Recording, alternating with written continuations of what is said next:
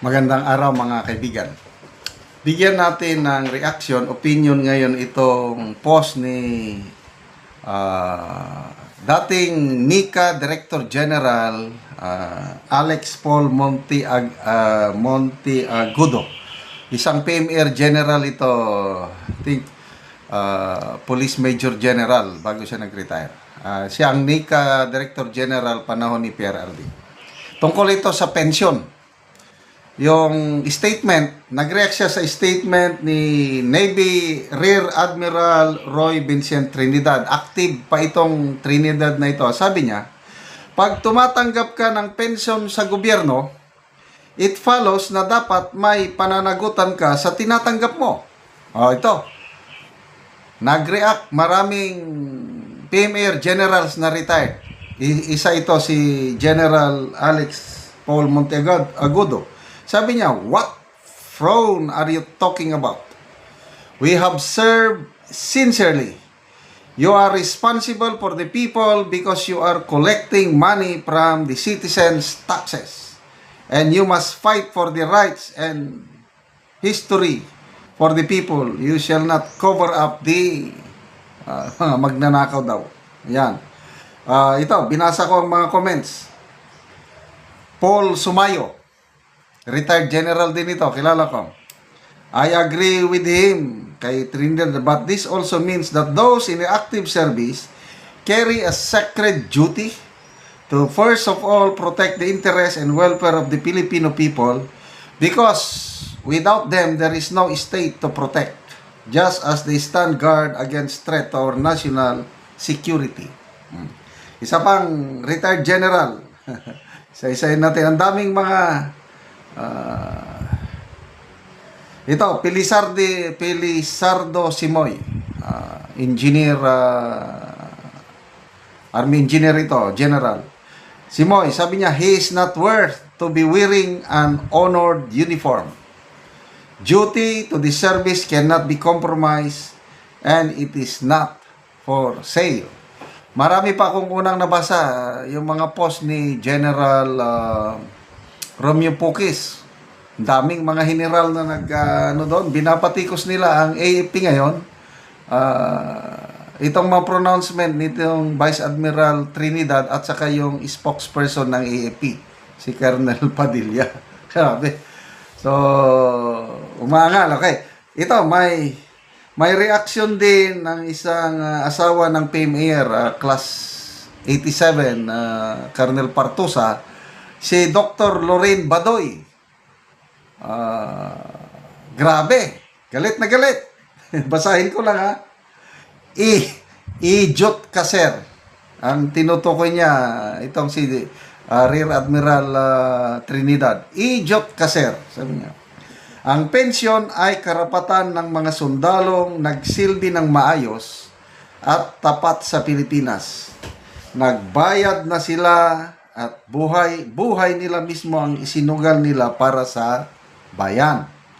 Hindi porket sumisip-sip ka kay bangag at hindi porket wala kang tapang na lumaban sa pinakamalaking buhaya sa Pilipinas, si BBM mismo at saka si Martin Romualdez, ay kailangang sumipsip din at manahimik ang mga lumalaban para sa bayan na mga retiradong sundalo nating magigiting. At idadanggal mo pa ang pensyon na karapatan nila. Wala ka na rin lang pinagkaiba sa mga korap na pinagtatakpan ang mga kawatan na sina BBM at Romualdez. Wala kang dangal, wala kang prinsipyo. Katulad ka din nila na mukhang pera at power tripper. Nakakahiya ka. Ito, post ito ni Dr. Lorraine Badoy. Galit. Okay, speaking of pension, maraming nag-react yung pinakamalaking labor coalition ng Pilipinas, yung Nagkaisa Coalition. Ito na yung basta conglomeration of labor groups and association. Binatikos din nila. Huwag niyong gamitin ang pensyon to weaponize yung mga nagsasalita laban sa gobyerno. Hindi maganda yan. Sabi, Attorney Sani Matula, yung presidente ng Nagkaisa Coalition. Salamat po, Attorney Sani Matula, sir, sa inyong pagdepensa sa mga retiradong sundalo na tinatakot yung pension nila. But anyway, yun namang salita ng AP spokesperson, pag-aaralan pa. Ganon. Pag-aaralan. Kung po pwede. Kaya lang, sabi naman ng Malacanang, bahala daw ang AP. Kung anong desisyon ng AP, kung tanggalin ang pensyon, tanggalin ng mga nagsasalita ngayon. Kasi maraming mga retirado na hindi na maganda, hindi na masaya sa nangyayari sa gobyerno. Kaya lang, due process, matagal yan. Bago, ako, nung una pa akong nagsasalita, nung nag-vlog ako, tinatakot na ako niyan tungkol sa pensyon. Dapat yan, si Macanas, tanggalan ng pensyon. Wala lang, tinuloy ko lang aking, kasi alam ko, para matanggal aking pensyon, dapat kasuhan nila ako. Hintayin ang final decision ng korte, ibig sabihin, ang Supreme Court. So, matagal yun. Baka by that time, wala na. Kaya, wag po kayong mag-alala. Hindi po talaga nila basta-basta matanggalan ng pensyon ng isang retiradong sundalo. It's only a final conviction of the Supreme Court ang makatanggal sa So, magpasalamat tayo kay Major General Romeo Pukis dahil siya yung parang pinaka-vocal sa amin lahat na nag-inisyatibo. Meron na siyang United People's Alliance. May mga continuing protest rally sila at palaging nananawagan ng transparency, accountability, kasi hindi na talaga makaya itong talamak na korupsyon.